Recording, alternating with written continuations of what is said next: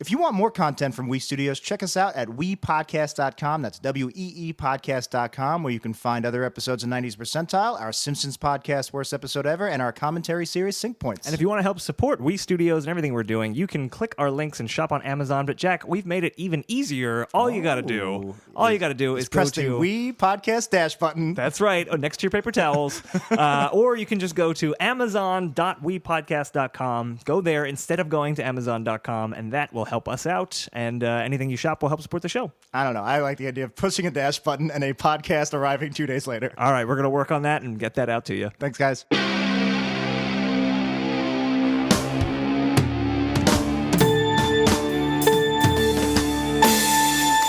60 minutes are on the clock, and straight out of We Studios, this is 90s Percentile. My name is Jack. My name is Dan, and we're talking everything 90s, and maybe also everything before and after. That's right, and before we do talk everything 90s and before and after, we have a guest, Josh Kurp. How's it going, Josh? I'm well, thank you for having me. Of course. Josh, you are an editor at uprocks.com, right? Correct. Did you focus on TV, movies? All things pop culture, specifically TV, right. music, and movies, and that is also what my suggestion is. Oh, all TV and movies? Let's get started. TV and movies, go. Okay. It was Tom Edison's. Yeah, the one where he kills that elephant, Train right? came at us. The train coming at you. That was a good one. That one was thrilling. All the way through Transformers 5. What exactly is the topic specifically? Well, that's what we should explain. Josh, as our guest, you can choose the first topic, or you can choose to go into our random listener-suggested topics, of which we have hundreds, but please submit more, 90spercentile.wordpress.com, or you can just go to wepodcast.com. But Josh, do you want to pick a random topic out of the hat, or do you have a topic you want to talk to us about? Topic. He has a topic. Okay. Ceding his right, or using his right, I guess. You were joking. I thought you were saying that was your topic was tied into pop culture. Well, I'm sure it is. Well, but it is. Yeah. But I'm If sure we're going to talk about it's not Oklahoma Clinton's City inauguration. All right, Clinton's inauguration, 1993, was it? Yeah, because it was campaign 92. All right, we're not actually talking about that though. Let's save that for when it actually shows up. Yeah, it will, especially now. Okay, so Josh, what is your topic? Our first topic of the day. Star Wars Episode 1, The Phantom Menace. Oh, hell yeah! Oh, wow. Oh, man. Coming with the big guns. You know, you're saying this at a time where I am now like way into Star Wars again, so I'm ready to talk about this. Have you started Clone Wars yet? No, I haven't started Clone Wars yet. Then you're not way into Star Wars I yet. just read the first 12 issues of the Jason Aaron Star Wars comic that Marvel is doing, which takes place between A New Hope and Empire Strikes Back, and I gotta say, it's great. Everyone should check it out. It's really, really good. I just finished season 5 of the Clone Wars, and I'm about to get into season 6, and it ended super strong, and I can't wait to start season 6. And I'm really hoping this Rebels show that's out now is somehow put on some kind of streaming platform so I can watch that when I finish Clone Wars. Yeah. It's very good. I like Star Wars Rebels a lot. Do you like Clone Wars? Star Wars, yeah, I do like Clone Wars as well. My Star Wars nerdy thing is I'm listening to the Star Wars Minute podcast. I've heard that's good. It's surprisingly good for a podcast that's literally breaking down Star Wars minute by minute. I think that's a great idea for a format for a podcast, and I think that's a great movie to do it with. Yeah, absolutely. I think Goodfellas also has a minute podcast out. So yeah, I mean, it's so weird that my wife is super into The Force Awakens. She's watched it like 3 times since I bought it on Blu-ray. Is she a big Star Wars fan? No, not at all. And in fact, I was like, we should watch all the Star Wars, and we watched, mistakenly on my part, I put on the special edition version of A New Hope, and we didn't even finish it because both of us were just bored. With New because Hope? She was with A New laughing Hope. so hard at where that one droid steps in the poop. Yes, and we laughed so hard at the stupid scene with Jabba the Hutt where Han Solo steps on his tail and he just goes, "Wow!" And Boba Fett's in the background. Yeah, right. And Boba Fett's just there. But there's only like 3 minutes of new footage. You're saying New Hope was boring you? I think I don't think we were in the right mindset to watch it. It was kind of just on in the background. I was like, if I turn this off, do you care? And she was just like, no. So that's, we've already done the Star Wars special editions as a topic here. I'm watching Clone Wars, like I said. I also, everybody knows who listens to the podcast. I'm a very slow reader, and I've been reading the same book for a year. Yes. 2.5 years, actually. We'll get that Vanderbilt biography finished one of these days. But I really want to read the Thrawn trilogy, which I never did. I said I would never read the expanded universe books because there's too many, and I have too many other books to read. Yeah. And finally, I'm just like, fuck it, let me just read it. Especially that trilogy. It's supposed to be really good. It is. I haven't read it, but I picked up the comic book versions of that, like the adaptation of them, and I also started reading it and stopped reading it because I thought it was boring. But I'll get back into it. Right now, I just 2 months ago, I started doing audiobooks for the first time through Audible, and I'm hooked on the medium. So now I'm debating whether I want to. As if it wasn't hard enough to decide whether I wanted to read it on paper or on ebook, now I also have to decide whether I want to listen to it or read it on paper. And I don't know for Star Wars which one I want to do. Anyway, decisions. I'm super excited about Phantom Menace being our topic because I am in, I guess, the minority of people who say that it is the best of the prequel trilogy. I agree. Yes! Wow! Yes! I will stand on the side of common sense and reason and say it is the worst. I'm so happy you're there. Another guest on the show, 90s Percentile, Tom Whalen. I remember he backed me up once in this argument, saying that it made Attack of the Clones made Phantom Menace look like Casablanca. Yeah. Again, best of the prequels, and objectively not a horrible movie. I can't agree with that in good conscience. That statement's a little less. I'm a little less faithful to that statement than it being the best of prequels. It feels It feels like a Star Wars movie to me, whereas 2 and 3 didn't. It does, which is weird because it's the least essential movie. If you go by the machete order, it's the only movie that you're not supposed to watch of the, I guess now 7 of them, because nothing happens in that movie that you would need to know. Yeah, right. Which again, if you're doing a machete cut. That's totally fine. If you don't know what the machete cut is, that is, I believe that's where you watch 4, 5, take a break and watch some of 1 and 2. No, and 3? you don't watch any of 1. No, you do 4, 5, 2, 3, 6. Yeah, so basically you don't watch one at all. The idea is, what order do you want to watch Star Wars in? Do you watch in the order they came out in, which spoils the big Darth Vader reveal in Empire Strikes Back? Right. Or do you watch them in the original order, which, what's the argument against it? I guess the fact that it's out of order. I don't know. So the idea is you watch New Hope and Empire the way people did in the theaters in 77, 80, and then the big reveal, oh my God, Luke Skywalker's father is really Darth Vader. How? Right. And then find out where he came from. And then it's an extended flashback into how he became Darth Vader, and then you come back to Return of the Jedi. But you missed the most important part, which is when he was a petulant child racing pods on Tatooine. You make jokes. He was a slave. You make jokes, but we'll get into this. When he was immaculately conceived by microscopic bacteria. I also watched on YouTube, somebody did a edit based on the edit Topher Grace apparently made when he was learning how to edit. Heard about that, and it's like a 2.5 hour cut of all 3 movies that cuts as long as we're Sorry. As long as we're talking about slavery, one of the big questions... Big 90s percentile runner. One of the big questions and problems with Phantom Menace is, why would they need human slaves? Why wouldn't they just have droids? That is a very great point. I never thought about that until now. That is an excellent point. The entire Star Wars universe really, as even though it's one of the most famous fan universes and one of the most... well-explored mythologies, it really, compared to like Lord of the Rings or even Game of Thrones, it really does not hold up. There's so many, not plot holes, but universe holes, I guess. Black holes. Those are called black holes, yeah. There's so much stuff that it really does not work on a practical level and whatsoever. Right. One of those being, slavery. Even droids. The droids are so goddamn smart, like C-3PO, that even that is like, how do you ethically have a C-3PO working for you? Right. That makes sense. And we know they can feel pain because of Jedi, where that one droid is screaming, being tortured. And we know they can appreciate a good pun. One of my favorite elements of all Star Wars movies is the background droids. They're just so goddamn fucking adorable. The one that's just a literal garbage can that walks. Or the one that's like drives around the Death Star and it's like a little RC car and Chewbacca growls at it and it drives away in fear. Like, so silly. Yeah. The slavery thing is... I never thought about that, but it's kind of like... they kind of shoot themselves in the foot because in Phantom Menace they have they don't have clone armies. They have the droid armies that they use to fight, and then they upgrade to clones. But clones would be worse than droids, right? Droids are very one-dimensional, and they don't know how to fight. The clones are I don't know, those battle droids seem to be pretty badass. You should watch Clone Wars. It gets very into the mentality of clones. They're fucking warriors. I actually would really like to get into the mentality of the clones, so I will watch Clone Wars. All right, so Josh, we're gonna have you on again. Our topic's gonna be slavery, which was big in the 90s, obviously.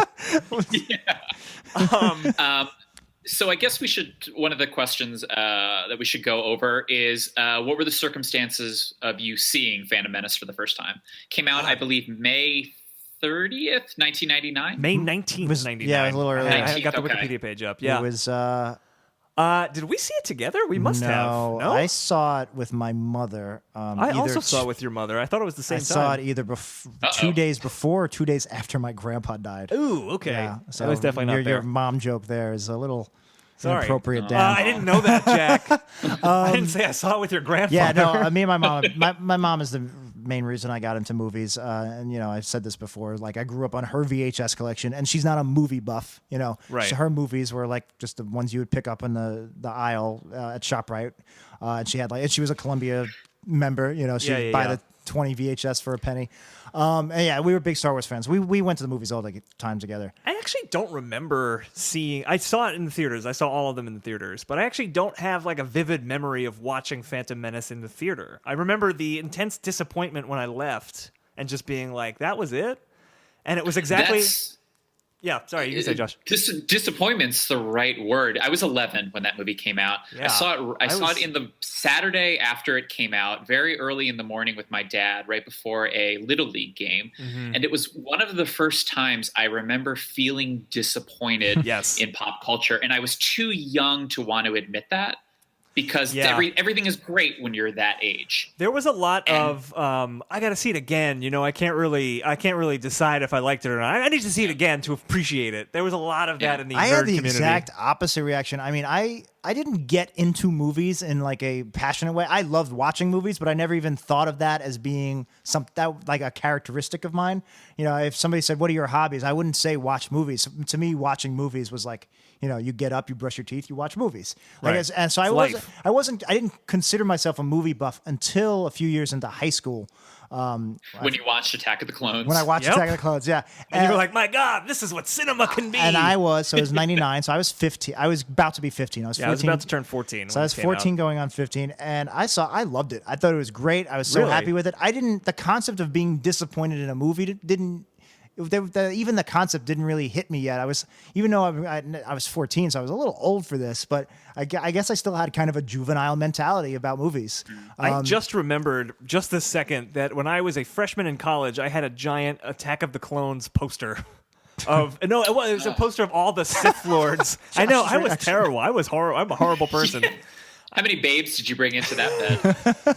No comment on Sith that. Lord poster.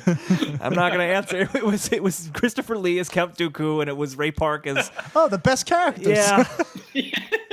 No, it was General Grievous from the third one. The best character. How did he get that cough? You'll have to find out in the expanded universe. I know, in the first Clone Wars. Doesn't count anymore. Yeah, that's true, yeah. But yeah, I did not love this movie when it came out.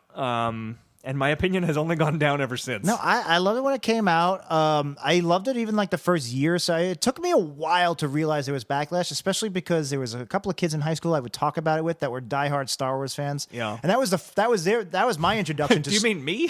No. Who were you talking to in high school if it wasn't me? We weren't friends right off the bat. We were friends immediately. Well, I don't want to say his name because I have to put this out tonight, and I don't have time to add the bleeps. Okay, you can tell me later. But it was somebody you wouldn't expect. Okay, interesting. Was it me? It was Josh Kurp. We hadn't met yet. I wouldn't have expected it. I was hanging out with 11-year-olds freshman year in high school. No, and he was actually the first Star Wars fan I've met where he knew about expanded universe stuff. He was the one that told me Darth Vader became Darth Vader because he fell in lava. Right. I also didn't have the internet yet. Maybe that's why I wasn't tuned into the backlash or anything. Yeah. I did not had internet yet. And anyway, he was the first one that told me how Darth Vader became Darth Vader. He told me he had a theory that Liam Neeson was going to be a bad guy, and that up to this point, any Jedi we had seen die in the movies disappears. Yoda and Obi-Wan disappear when they die. He didn't, Liam Neeson. So his theory was that was a hologram that was being projected when we see him being cremated. He was going to come back and turn out to be evil and train. That's why he wanted Anakin to be trained. I also really thought this was going to be a case when I saw Attack of the Clones. There's so much weird dynamic between Liam Neeson as Qui-Gon and Shmi Skywalker. Yep. I was convinced that they were going to reveal in Revenge of the Sith that Qui-Gon was his father? That Qui-Gon I was was his father. 100% convinced it was I was convinced that Qui-Gon was going to be not. Anakin's father, and it would have made so much more sense than Virgin Birth. Because it's like, why do you get... Yeah, absolutely makes more sense than the Virgin Birth. And you get Liam Neeson for this role, and yeah, he's the Jedi that trained Obi-Wan, which is a big deal. Yeah. And I thought Qui-Gon was a great character. And it would have been the prequels... But he means nothing to any of the movies. It would have been the prequels version of Luke, I am your father. It's like, oh my God, yeah, this guy's exactly. evil. Yeah. That's exactly what I thought was going to happen. But they didn't do that. No. But anyway, so the people I talked with also liked the movie, is my point.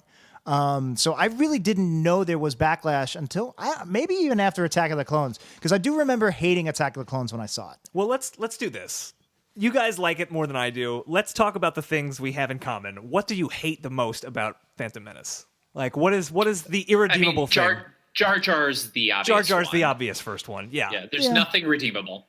Nope, don't do it. I watch him and it doesn't bother me that much when he says doo doo and steps in doo doo and he like has and that, he sticks his face into the pod racer. It's like but and again, I was too young to realize it was racist, and I didn't get the Rastafari and stuff like that. All went over my head. To me, he was just as annoying and bumbling as C-3PO.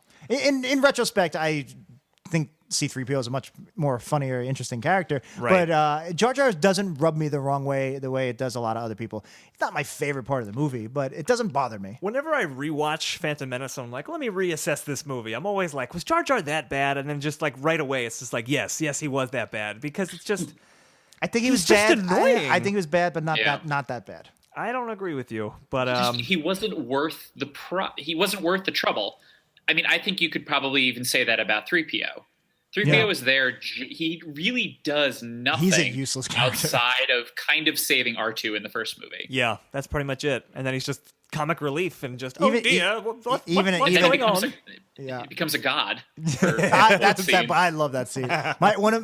Maybe my favorite moment in all 7 movies is Harrison Ford trying to blow the fire out when they're going to cook him. That's a pretty great moment. I mean, I get a lot of shit for saying Phantom is the least of the prequels. I'm also in the minority that a Jedi is my favorite of the original trilogy. That is an insane thing to think. That's also nonsense. Yeah. I mean, on a cinematic level, maybe not, but it's definitely the most fun for me to watch. That's insane. My first impression of Phantom Menace, though, aside from seeing the trailer, which, I know people were going to the movies. This was pre-internet. Well, not pre-internet, but pre-internet streaming video. People were going to the movies just to see the trailer and then leaving. I don't remember if I saw it in theaters or not, but my first real exposure to Phantom Menace was, of course, the Weird Al song that parodied American Pie, and just top to bottom was the entire plot of the movie.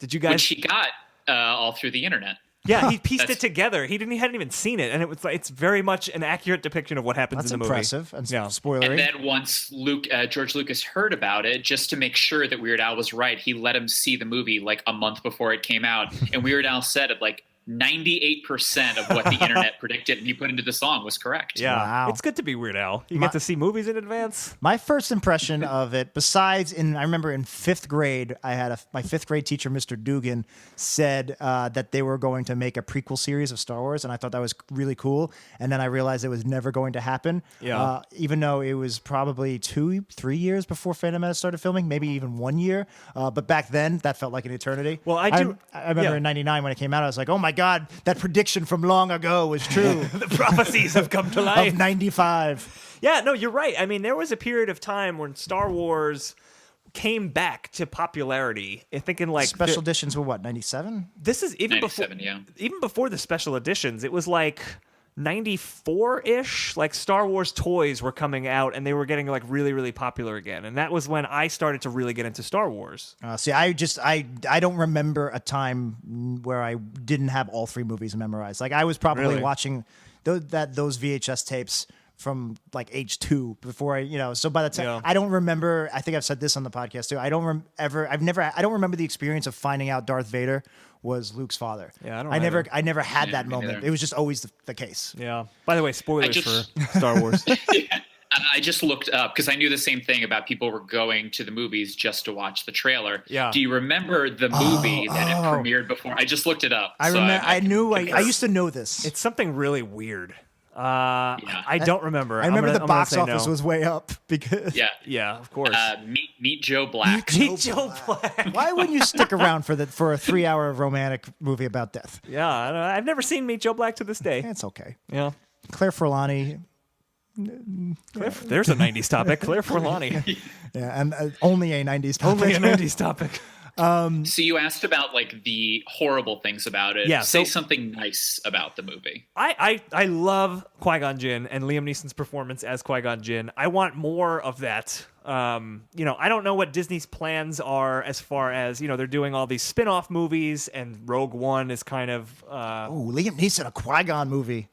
He still looks exactly the same. It doesn't even have to be Liam Get Neeson. Luc but Besson to do like Taken, but in Star Wars. I'll be really curious. That would be awesome. I have a particular set of skills with a lightsaber. This is not the daughter you're looking for. Holding my breath in a room full of gas.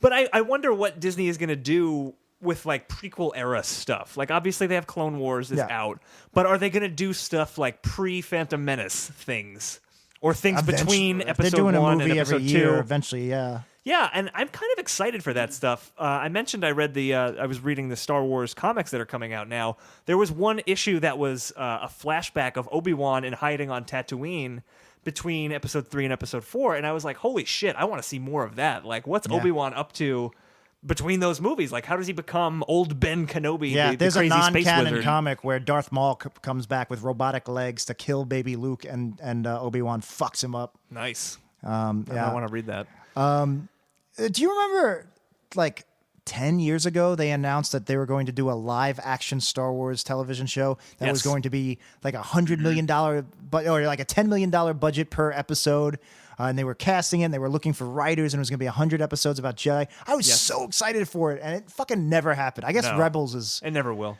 is the closest that can. Yeah, it never will. Yeah. Instead, we got 3D re-release of, I believe, just Phantom Menace. Yeah, I don't know if the other ones ever came out. I think it bombed so bad that they didn't bother, maybe? Well, because 3D was kind of on its way out at that point. I mean, it's still around now, but it's not as big as it was. It was pre-Avatar, or was no, it wasn't. No, I think it was after Avatar. Yeah. The thing I should say is why it's my least hated. I'm not going to say I love it, but it's my least hated. Our of least the worst 3. episode. Oh. Yeah. Is that it knows that it's a kids movie. I mean, obviously there's all like the trade stuff and the spice tariff, all that all that nonsense. Right. But there are times where it remembers like that, like a pod race is kind of cool and thrilling. Yeah. And Attack of the Clones certainly has none of that. It just has that weird like mountain lion thing scratching Natalie Portman's navel. Yeah. And Sith is just so gloomy and miserable. Yeah. It also has the best Star Wars song, bar none. Duel of the Fates, obviously, right? Best Fates prequel or is- best Star Wars period? Best song. Best song, period. Better than Imperial theme, better than Emperor's theme, better than... Yeah. I might agree with you. No, I Duel would of the Fates always... is fucking sick, Duel of the Fates dude. is great, but I'll always go with, what's it called? The... Something with the Force. It's where it plays when Luke is looking at the binary... I guess it's called Binary Sunset. What an obscure pick. Oh, yeah. Where he's just looking at the it's the sad Force theme. The and then it rises. But that scene would be great no matter what. Yeah. Duel of the Fates. Imagine that scene where there's 4 different things going on at once that have nothing to do with one another. And it's playing They're Hammer completely Time. unnecessary. They could immediately kill Darth Maul in that scene, but Obi and Qui-Gon Jinn in their hubris say that they can take him down, and they let all the blaster guys go. That scene could be a minute long. And Duel of the Fates makes totally it great. right. Shoot You're him. totally right. That's another thing I really dislike about Phantom Menace. Like, Darth Maul is a cool character. He has a great look. He's like this acrobatic fucking Sith Lord with a double-edged lightsaber, and he is in the movie for 10 minutes, and half of it is that fight scene. Yeah. And the fight scene's great. Man, when that double lightsaber and you see that for the first, that I remember seeing that for the first time. Instead of establishing like, okay, Darth Vader's bad, but what came before Darth Vader? Like, who were the Sith Lords back when the Sith Lords had their day, and it's just like, oh, it's an old man who's a senator and this guy who gets chopped in half after like 5 minutes. I said this before. The reason I think it's my favorite is because it feels like the most Star Wars to me. And this might be a surprise. I contradict myself sometimes. But the things I do really like about 2 and 3, if maybe the only thing, is I like that Lucas made them completely different movies. Like they did, he really is an independent filmmaker with that kind of spirit, even though it's huge budgets. They really are just like not like any other movies out there. And I love that they're just weird and they're totally different. One's a war movie, one's got this going on. Phantom Menace to me feels pretty much like New Hope and Force Awakens. All three of those are pretty much, you're traveling from planet to planet, sort of a chase movie. It's very stripped down, fundamental adventure filmmaking. It's, we got it. Yeah. I mean, you got all that crazy shit with the Trade Federation stuff, but it's still, we got to get here. We got to do this. That's right. what I loved about it, how simple it was, which sounds crazy because, it's bogged down in ridiculous, boring details. And why are they getting to why? I got to do a shout out to Mr. Plinkett. His Phantom Menace review is fucking incredible. Oh, and he points out, like, guys. well, what is she signing? What are they making them sign? What's going on? But you ignore all that. It's like the Frankly, I think it's hard to ignore all of that. I think that all of that is the movie, and the good moments are few and far Josh between. says, they could have just shot Darth Maul right away, but just even though there's no point to that scene at the end, that lightsaber battle, it's fucking awesome. Right, that scene is awesome. I agree, and I'll say this as a slight compliment towards the prequel trilogy: they are the movies George Lucas wanted to make. Like he just like. That's exactly what he wanted, and he made it, and they made a lot of money, and, he has $1 billion right now. Why? Because there's and again, in Plinkett's review, they show behind-the-scenes footage, and he's just like, I haven't even written the script yet. There's some argument to he was doing it to sell toys. I definitely think there's some argument to that, but if that's what he wanted, that's what he wanted. Like he wasn't trying to please the fans. He was trying to make kids happy because it's a kids movie ultimately. He certainly did not. He made no one happy. Everybody cried. Everyone. I remember just tears. One of the biggest problems with Phantom Menace is who's the hero? Exactly. There's no Luke character in that. There's like 9 different main characters. I've seen the movie 10 times at this point. Yeah. And only a few years ago did I figure out the Keira Knightley, Natalie Portman thing. It took me years to get. Yeah, I'm not totally sure I understand any of it now. Rose It makes no Byrne sense. is one of them, and I think there's a third big actress who's also one of I the. didn't know Rose Byrne was one of them. In Attack It's of just the Clones, like what is she? Why these things? Why? Yeah. Why do you need a why? Why is a queen a senator? I don't know. Which is higher in Naboo? That goes back to what I was saying. The whole universe really doesn't work, and expanded universe. I mean, the prequel trilogy makes it canon that it doesn't work. It's such a small part. The bigger universe is such a small part of the original trilogy, where it's basically just rebels versus Emperor. Here's a question I have for you guys. Totally speculative. Disney's doing this new trilogy and obviously all these spin-off movies. Do you think they would ever redo episodes 1, 2, and 3? No. Josh, what do you think? I don't think so either. I bet Lucas feels a stronger connection to those movies. I'm sure he does, but he has nothing to do with anything now. He is not involved at maybe all. 100, 200 years from now when, if they're remaking it in the way you remake like a Sherlock Holmes story, some kind of classic story. Maybe they have to redo the format. Maybe it has to be in 360 brain vision. I would not be surprised if they finish this trilogy and a few years go by and they decide we're gonna fix the prequel. No, there's too many stories to tell. They might tell other stories in that time period. You say that there's too many stories to tell, but I don't really think there are. The only ones that people care about are this core storyline of the Skywalkers. No, people care about the universe. You just need a lightsaber. It could be Die Hard with Bruce Willis as John McClane. If he has a lightsaber, people go, "Ooh, Star Wars." I would love to see a movie where Bruce Willis has a lightsaber. Like Knights of the Old Republic is one of the most. It's a really good video game, but it's one of the most popular video games of all time. That takes place 1,000 years before the trilogy. Right, but is it popular because of its plot, or is it popular because it's a good game? Both. I've never played it. People just like the world. They just like the fact that there's Jedi and droids and lightsabers. The sound design. You could do I think we're about to find out with Rogue One. Yes, that's still right in the same time period. It has Darth Vader, it has Death Star. But I think this is going to be a great example of, look, here's a bunch of characters you have no idea who they are, but it's Star Wars. Enjoy it, and people will. I think you're right. That's a good point. Yeah, Josh. I agree. It's one of those things that we are going to die before Star Wars. We're not going to be able to see every Star Wars movie. No way. It's going to go, and I don't know if there's another franchise. Maybe I think Trek and Bond Furious will 8. be done. For a second, I thought you were gonna say Tron, and I was like, yeah, Tron's gonna live forever. I'm still waiting for that Tron Legacy sequel. I like Tron Legacy. Oh, I hated Tron Legacy, but we could save that for another day. I really enjoyed Tron Legacy. I love the soundtrack. I hate Garrett Hedlund, and I think the story is a little weak. But I could watch that movie every day of the week. I would kill myself. I could not watch that movie every Josh, day of the week. Are you looking for any podcast co-hosts? You want to do a minute-by-minute breakdown of Tron Legacy? Tron Legacy. Just Daft Punk playing constantly. You could just call it The Tron Legacy. That would not be a bad title. That's true. The Tron Legacy. Oh, I You see, talk about Tron. Yeah. So basically, I just lost my thought. You were saying something, and I lost it. I don't know. I lost it. Well, we were saying Star Trek is going to go forever, maybe. Bond. Yeah, no. But Star Wars for sure. That's what I say. Is there? Yeah, there's a lot of like pop culture media like this that will go on forever. There are stories like that before, but now there's just so much more fiction, and it's so much more part of our daily lives that it's a bigger deal than it was for people in the 19th century.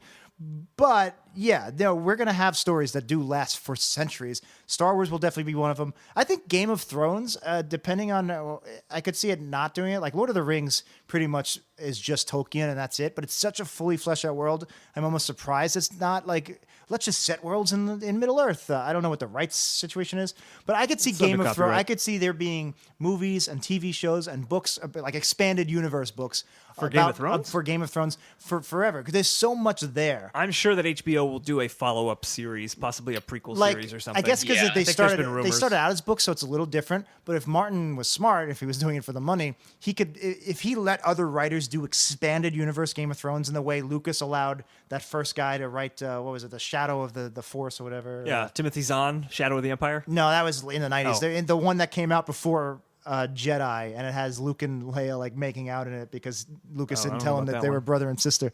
But that was the first expanded universe novel. Or he made them brother and sister just to fuck with that guy. Make them make out with you. Yeah, no, I think that there's a few properties that will just, like you said, they'll be on for hundreds and hundreds of years. I agree. We're going to get a Star Wars every year until all of us are in the ground, as long as they're making money. They'll get old, and they'll stop for a while, and then 10, 15 years later, they'll do it again. Here's my question, though. Disney's obviously making a ton of money off of Star Wars. Force Awakens was a huge, huge success. That was a good deal they did. I should have spent the $3 billion for the rights. $4 billion. I would have made my money back. But I think it's this is just kind of a general Hollywood problem where, like, instead of setting new movies, we're just going to get all these Star Wars movies, and we're not going to get a new Star Wars. We're going to get new Star Wars. Does that make sense? It's like how Rian Johnson could be making another movie as good as Looper, but right? Instead Exactly. He's making Star Wars, which is great. Yeah, I'm excited. I'm really that Rian excited. Johnson is making a Star Wars, but right. Yes. But what else? What original things could he do? It's like Joss Whedon with the Avengers. Like the first Avengers was so good, and you wanted Joss Whedon to do all the Avengers movies, but also like I really liked his Much Ado About Nothing movie, and I'd like to see Cabin in the Woods. And amazing. Cabin in the Woods is so good. Like I want to see original Joss Whedon stuff. You could do both. Well, you said he did both. I think Whedon almost died. He did almost die. He did almost die. But I mean, Much Ado About Nothing was shot in a weekend. I don't want them to do a Star Wars movie every year because it would get old. I mean, maybe every 3-4 years, maybe more like a Bond thing. But you could do a Star Wars movie every few years and still have you could have your cake and eat it too. The problem is if it was only just Star Wars, only just Avengers, the problem is 99% of what's out there is something else. It's funny you're saying you can have your cake and eat it too. It's basically just like I like Star Wars and it's just constant Star Wars. It's just like eating nothing but cake. Yeah. Like I think you're right. Eventually people are going to get sick of it and and they did. They did. And they waited a few years. I mean, I think there is going to come a time where the prequels are cool. There's going to be such a backlash to the backlash that it's going to be ironically cool. Maybe not even ironically. It'll be earnestly cool to say that Attack of the Clones is your favorite Star Wars kids the kids that grew up with it, they like it more. I work at a film school, and there's some of these students are 18 years old. And they can't watch the original trilogy because to them it looks so dated they're film students, they should fucking get over it. Like I watch movies from the 30s, I'm like, man, this is hard to understand, but still a great movie. There's kids that straight up are just like, I can't relate to the original trilogy. It's too foreign to me.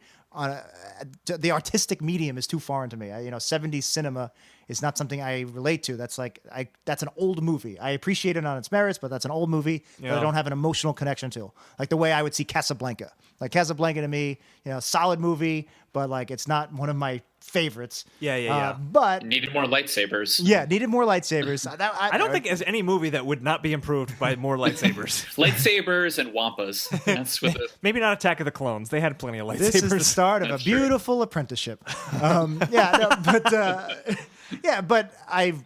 So I relate to a silly movie like, well, RoboCop's an objectively great movie. Absolutely. But let me think of what's a silly 80s movie? Tremors. All right, so I relate to me, Tremors is a better movie than Casablanca. That's why you love the Tremors expanded universe. Of course. Now, that's a ridiculous thing to say, Tremors is better than Casablanca, but to me personally it is. So I could see lots and lots of people who are now old enough to drive and drink and serve in the military saying Attack of the Clones is a better movie than New Hope, than Empire Strikes Back. Yeah. Because to me, it is more relatable. That's what movies are. These big CGI and that's spectacles. What's wrong with kids today. That's right. That is where I think that speech Damn was going. Kids. Basically, we're smarter and better than the next generation. Yeah, so, and I do think that there do seem to be some think pieces by people our age trying to defend the prequels. Because there is good stuff in there. There's good in you, I know. Specifically in Phantom Menace, I want to talk about this. Midichlorians. I want to talk about that. What do you guys think about that? Yeah.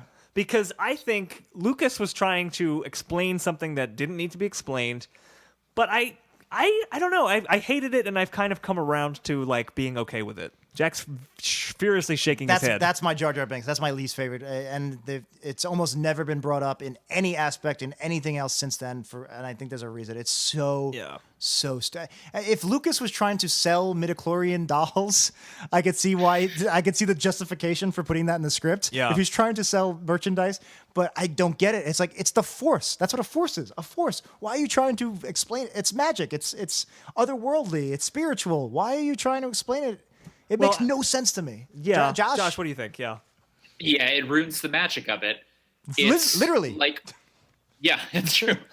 It's true. Like if Lucas decided that all of a sudden only Jedis can use lightsabers. I like the fact that Han Solo uses Luke's lightsaber in Empire Strikes Back. That's cool. That means anyone can do it. Anyone can be a Jedi and have Jedi powers like using a lightsaber. And that's a good point. Phantom Menace kind of ruined that. That's a good point. Yeah, no, it just I don't know. Although a lot of the Jedi Order, again, the universe doesn't hold up. It's so no. Well, I don't know. I like that tall guy on the council. the cone head? Let's just go through the Jedi Council. Well, that's another thing. Is lightsabers are the tool of the Jedi. The main tool. That makes sense if you're a 6-foot human, but that guy's gonna get his head lopped right off. Right. Yoda has to jump around like a crazy person. It doesn't. There's Ewok Jedi. There's what if Wookiee Jedi? Were there any Wookiee Jedi? There should have been. There's a really adorable kid Wookiee youngling in Clone Wars. They're too busy for Life Day. Here's something that never really added up with me, specifically between the original and the prequel trilogy. In the beginning of A New Hope, it's the Jedi, they're just a myth. That's a crazy old space wizard. But not that much time has passed. 18 years ago. Yeah, do people just not remember? Yeah, no, that's a plot Is the Emperor very good at PR campaigns, being no, that didn't happen? Well, he did kill them all off. He did.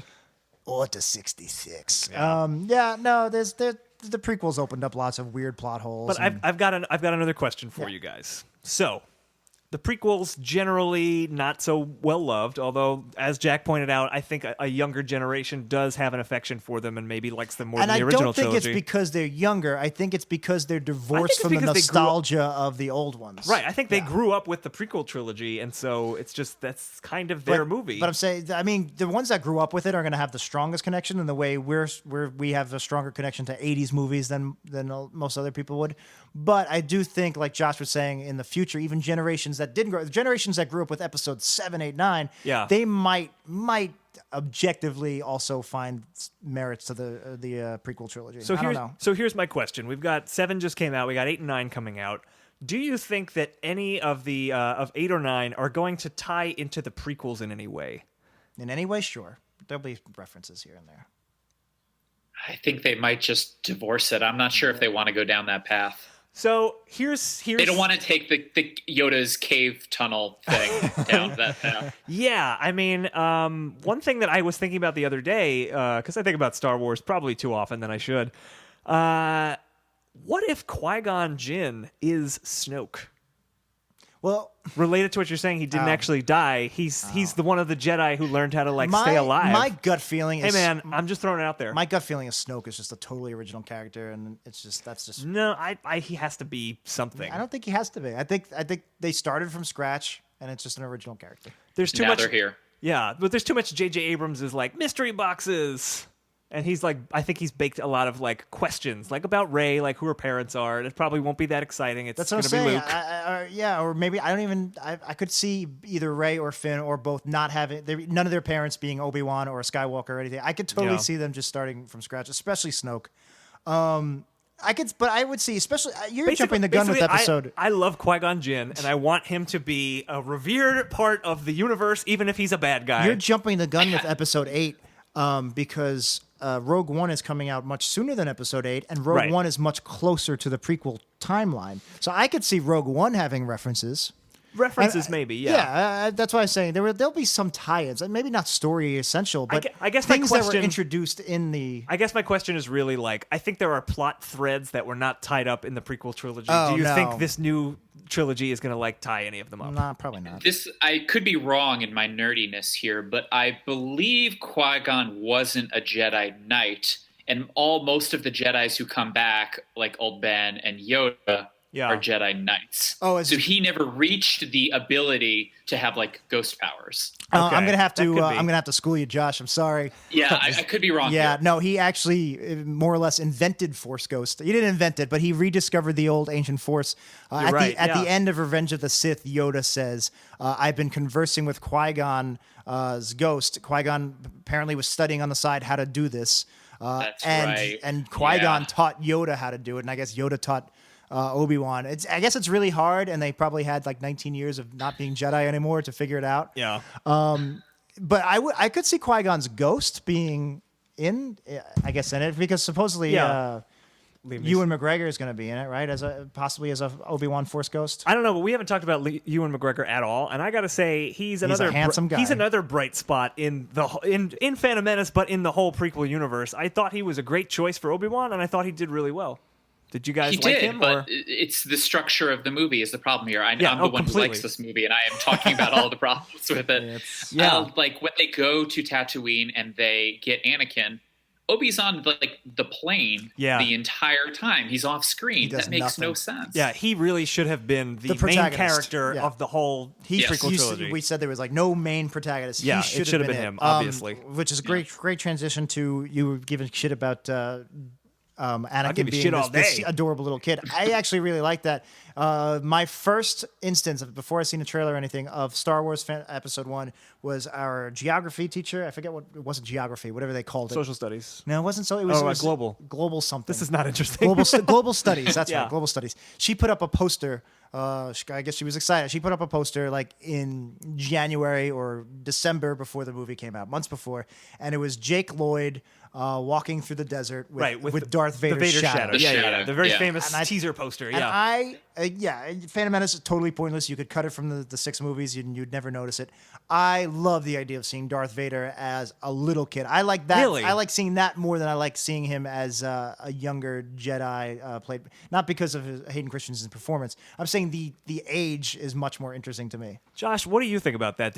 Was seeing Darth Vader as a kid something that you wanted to see? If you like this movie, I'm curious. In theory, yes, but communism works in theory. It's the execution. Well, Jake Lloyd, unfortunately, not. And that's I feel bad kind of shitting on his performance. Yeah, because he's now a little because kid. of everything that's happened. I mean, he's better in Jingle All the Way. He is better in Jingle All the Way. I like Jingle All the Way much better than Phantom Menace. That's a huge. They should have Turbo Man in Episode 8. Absolutely, that would be awesome. No, that's a huge burden to put on a poor kid's shoulders to play Darth Vader. Well, look, but bad performance aside, the idea of seeing a young, innocent Darth Vader Anakin Skywalker. I think that's really cool. I think it's an idea that you could do something with, but they do not do anything interesting with it in this movie. Like, nothing of importance happens to him other than he loses his mom. He meets Padme, he gets taken by the Jedi, and that's it. And everything else is just window dressing of like pod racing, and was born of a virgin birth for some reason. That's terrible. I hate the That's virgin terrible. birth. That's not good. That's really bad. It's like is Darth Vader the Antichrist that's or what I was what? gonna say is it's such a I hate the Jesus Christ trope in anything where especially when they just especially in the Bible they get real preachy about it. Especially when they give like a character the initials JC for it's just such a dumb token easy metaphor to make. But why would you make it for the bad guy? It doesn't make any sense. It doesn't make any sense at all. Yeah, but it could have been interesting. Like, I don't know. It's that thing of like if you peel back the layers too much on the iconic villains, it's like Hannibal, like in Silence of the Lambs. He was a great villain, and then there's Hannibal Rising when you find out that like, oh, he was a kid and like saw some fucked up shit, and that's why he became a cannibal. I think that could work You if don't it's need an done well. explanation You don't for that. need it, but it's still interesting. X-Men First Class is a decent movie, and seeing Magneto in his younger years, you don't need it, but it's done a little better. It's acted a lot better, so it's like, all right, I'm glad that movie exists. I think that the prequels try to explain too many things. Yeah. Right? Like, that's generally a problem I think we can all agree it had.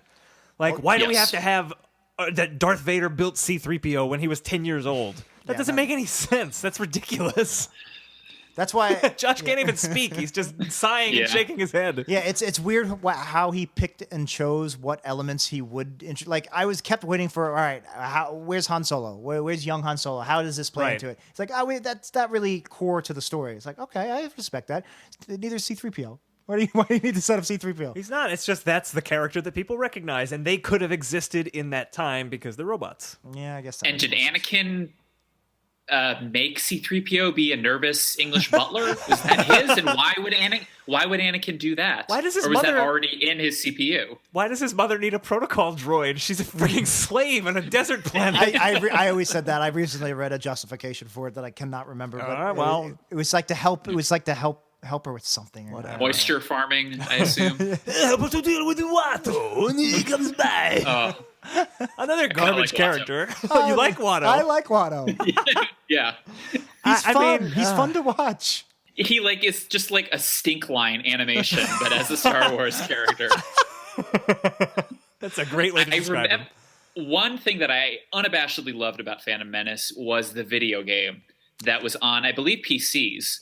It was a fantastic Which one, video the racer? game. The pod racer? racing or one? a different one? No, the pod racer was good for N64. Yeah. There was one that I believe was just for PC where you follow the plot of the entire movie. Huh, really? It was a great game. Yeah. Okay, I don't remember that one. I do remember the pod racing game, which was pretty fun.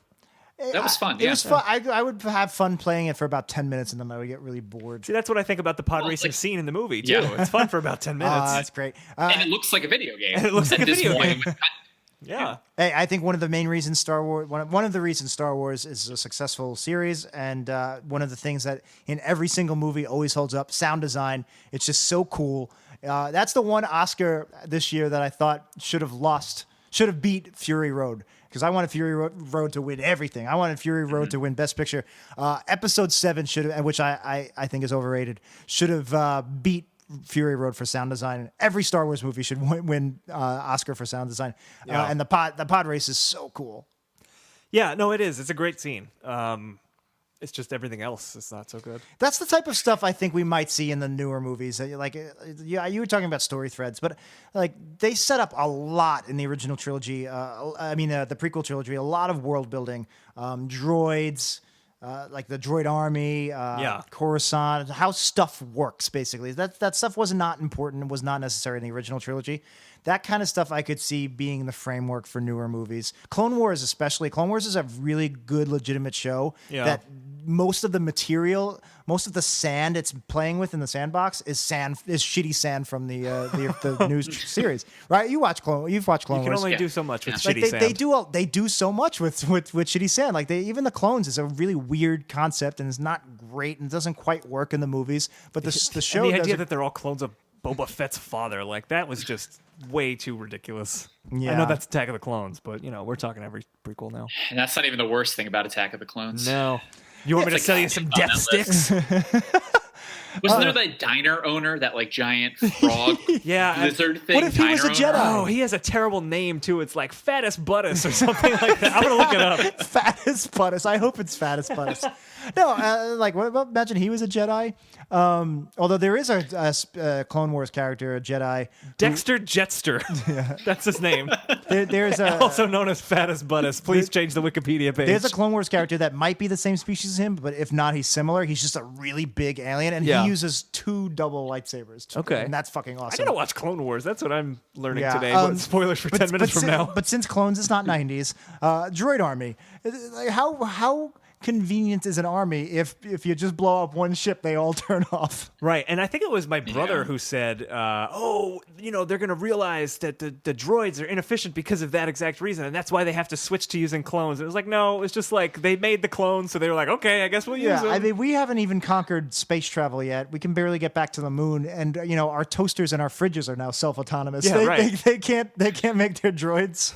Well, but if you blow up the main refrigerator at the refrigerator factory, all of the refrigerators around the world will blow up. All right, that's how it works. So we talked to Ewan McGregor. What else? Want to talk a little Natalie Portman?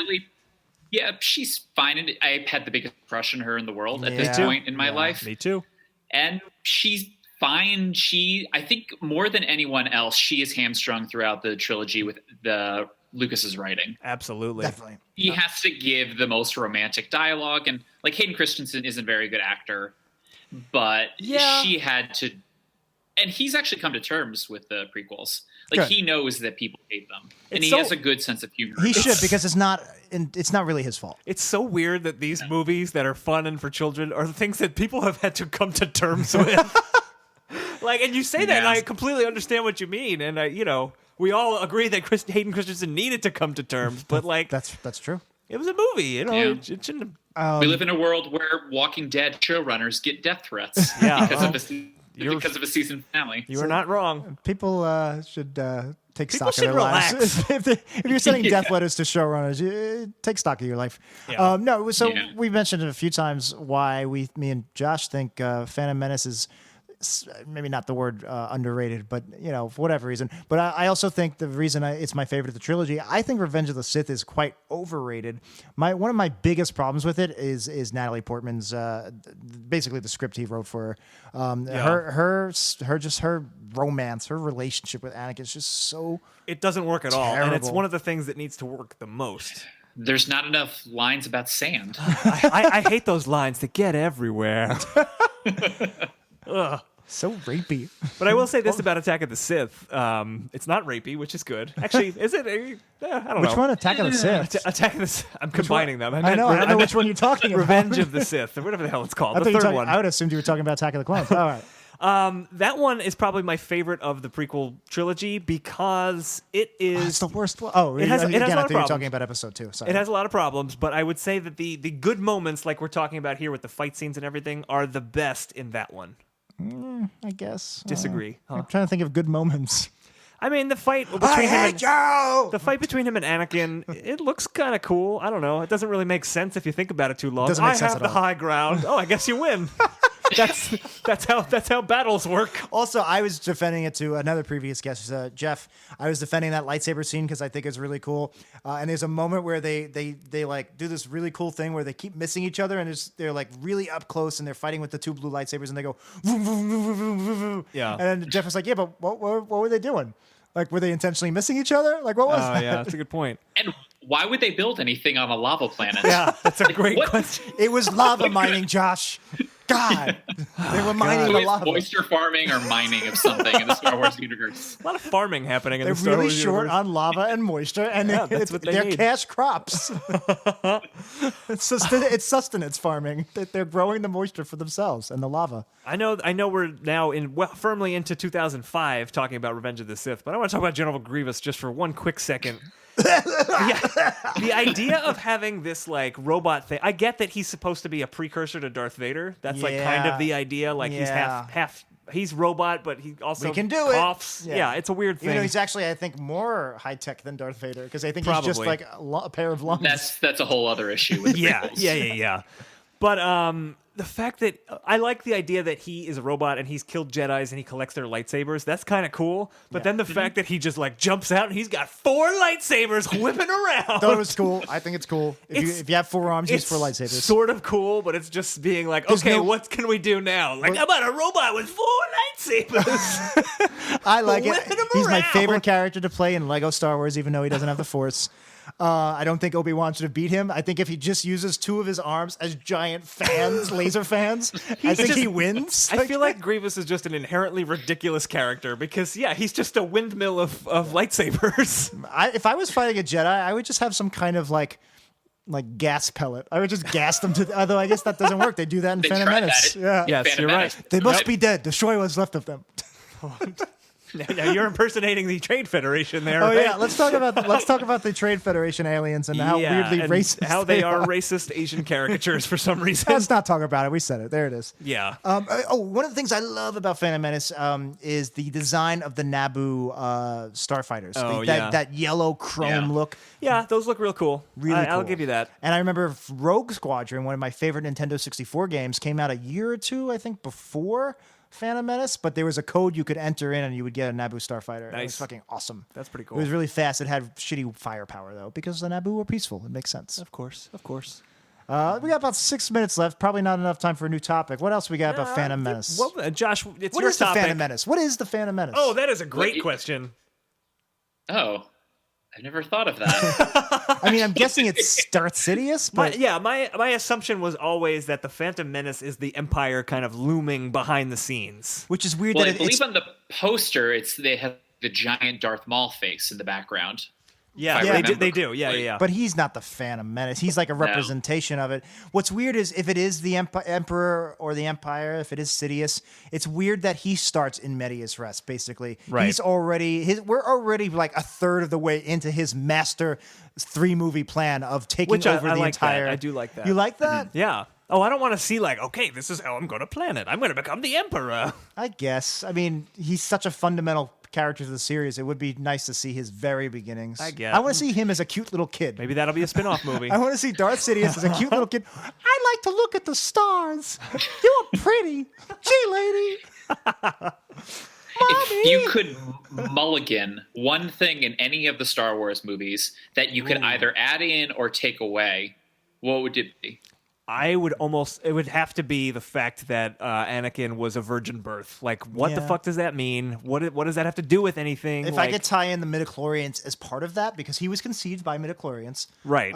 then I would either make that it or add John McClane. It's a good ad. What would you change, Josh? Let's fly down to Naboo, have a few laughs. Darth Maul lasting longer. Yeah, that's would a be good choice, too. tempting. Clone Wars, he's back for a whole season. All right, I gotta watch He that. is. That's true. By the way, I just Googled. I just Googled Yeah, real go quick, ahead. what is the Phantom Menace? And according to IMDb, although the striking image of Darth Maul was often used in promoting the movie, leading many people to think that it was referring to him, it is really referring to Palpatine. So there you go. Yeah, I just wish they would have done more with him. There's just not much done with it. But anyway. Well, you said, If Josh? you go to the Star Wars wiki, don't ask why I know this, but there is a character whose name is Josh Kurp, and my name is Josh Kurp in the Star Wars universe. That's awesome. That's really cool. Yeah. I'm bringing him up. I don't. Yeah, I don't know what he does. I don't know. Torin, He actually he blogs. He writes for the Coruscant.com. He reviews new movies.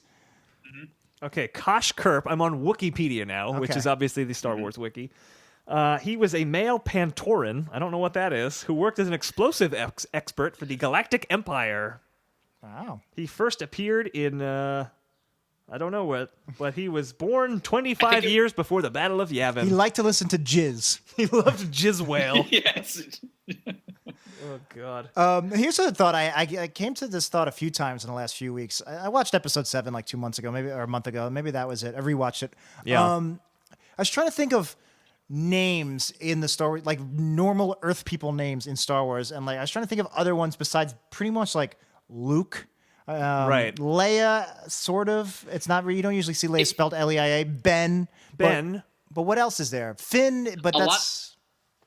a lot of the guards that are on the Death Star who aren't even named into the movies, but like outside they were named on the toy or a video game or something like that. They don't have really boring names like a Ben or Todd, John, Mitch Anderson.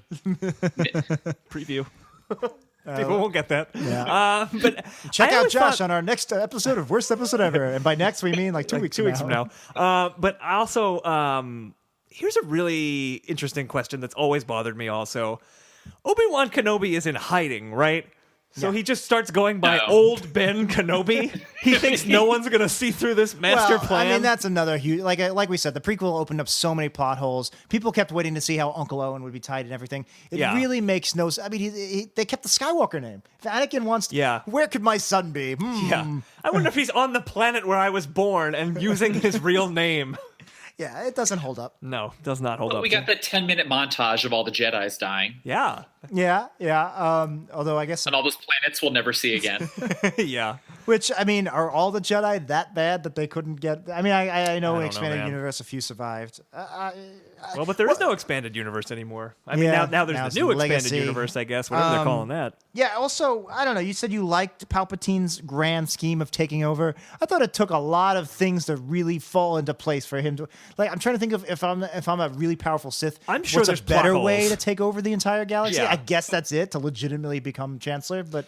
Well, it's like, that thing, plug up your Death Star hole. Yeah. That would have helped. Rogue One will explain it, I'm sure. We need this port here. We have to leave this 5-meter hole. Do you think it's going to be like they get someone on the inside who actually builds it into the Death Star? That would be cool. That would make sense. I did consider that. That would be something that, explaining something that maybe doesn't need to be explained, but kind of... I think that would be appreciated. You got to exhaust somewhere. You got to let out the exhaust. You do need some exhaust. If you don't bottle it up, the Death Star could have exploded. I mean, on I its guess own. they could just exhaust it in house and then just eject it with the garbage. Like have that. Just put it with the Dianoga. Yeah, have the garbage squid eat it. How much exhaust does the Death Star actually give off anyway? It doesn't really move. I mean, it shoots a big laser. It Well, moves. with gravity.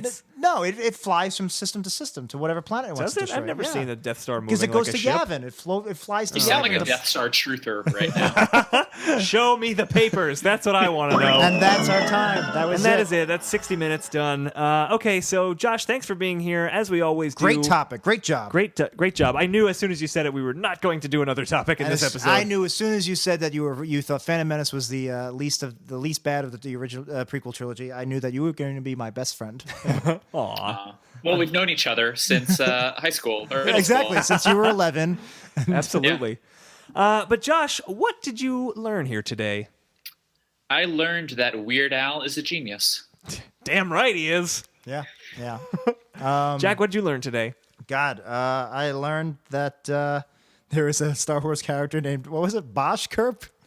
Kosh Kurp. Kosh Kurp. It's so weird. It's just one letter off from your actual name. That's very, Still, very the weird. worst name I think is Porkins, the fat rogue leader. Poor Porkins. That flies the poor X-wing in Porkins. New Hope. Yeah, it's like he's fat. That's fine. His name actually is like Fatus in the script. Like Porkins is his nickname. His other name is also Porkins-esque. Forgetting. That is amazing. Bacon cute Porkins. I love it. Hey George, we're not trying to hamstring you here on the script rewrites, but maybe you could do something about this name. No, it must be Bacon Coop That Porkins. sounds like a bunch of hogwash. I don't want to bore anybody with these pig puns. If we stay here any longer, I don't know. That's nothing. Oink, oink, oink. What did you learn, Dan? What did I learn? I learned, A, that I need to watch the Clone Wars, but I kind of already knew that. But I definitely learned that, I don't know, maybe I should rewatch Phantom Menace. Maybe I'm being too hard on it. I think so. I think you should rewatch Attack of the Clones and then just remember how bad it is. Remember how bad that one is. All right, so that is it for 90s Percentile. You guys can check out our website. You can go to wepodcast.com, but you can also go to 90spercentile.wordpress.com. It's a temporary site that is becoming more permanent. We'll see what happens. And if you have any 90s topics you'd like to suggest, you can do that. Josh, do you have anything you want to plug? Uprocks.com or my Twitter @Josh Kurp. You got any Phantom Menace articles coming out? Josh Kurp. At Josh Kurp. I own that one too. Yeah, I own that one. Do you actually own that one? Because you No, probably I should. No, I you should, and That's you genius. should talk get it about right now. you should talk about what is he, a plumber for Death Star? He What was an explosives expert. Explosives. Well, if you have explosive diarrhea, You need to call a plumber. I want to know what the name of the Death Star plumber was. It's Plumber probably like Joe Death Stars. Joe the Plumero. Joe. Brilliant. Joe Rencho Pipo. Pipus Rencho. Oh God. No, you should write something. You should write like a piece about Phantom Menace on Up Rocks and see how much you'll be getting the death threats. Yeah, really. I will be getting the death threats. I am writing something about 90s nostalgia that should be coming up on Up Rocks. So Excellent. Feel for free, that. feel free to mention your appearance on this podcast. But also, Maybe. but speaking of, We are very 90s related. With we are a little bit. But speaking of people sending death threats, you know who doesn't get death threats? 90s Percentile. Not yet. We've got a bunch of iTunes reviews. Although you probably just opened the door Did I for just death jinx threats. us? All right. Well, people, it helps us out a lot if you give us reviews on iTunes. It helps us out even more if you give us 5-star reviews. Yeah, because I'm Joe Q Internet. I'm here. I'm surfing the web. Oh, do you work on the Death Star? I work on the Death Star. I'm their electrician. And Yeah. I'm looking, I'm like, I really want to listen to a 90s podcast. So I type in 90s, and like you get a bunch of podcasts that come up. Now, Yeah. how do I know which What's one's a the good best one? Maybe I'll look at the reviews and see what other people who have listened have to say. Yeah. And that's why these good reviews actually help. They help a lot. So, Josh, as our guest, we would like you to read our most recent review of 90s who is it from? Percentile. Who is it by? It is by it's by dgood826. And Josh, I'll just let you read that's the my review. favorite droid. Absolutely. Not now, do you good? Oh, this is such a drag. My arm is red for some reason. Actually, there is a comic about how his arm got red, Yeah, and it's there is. really dark. Yeah. Super depressing. Yeah. All right, Josh. So, if you wouldn't mind, could you please read that iTunes review for us? It's good. It is good. It is good. So I agree with that review. That was a great reading, and that was a great review by what was it? D Good. dgood826. That was you. D good a job.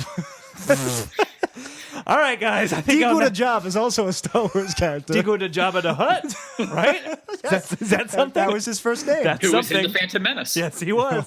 For no real reason. All right, guys, if you want to follow us, we're at 90s Percentile, and I personally am at Den Says. I am personally at Jackie No Breaks, and like we said, Josh, you're at. Uprocks.com, and you can find me on Twitter at Josh Kurp. Beautiful. Yeah. So I guess till next time. My name is Jack. And my name is Dan, and we'll see you in a galaxy far, far away. Da, da, da, da, da, da. That's never mind. That's Star Wars music. Yeah.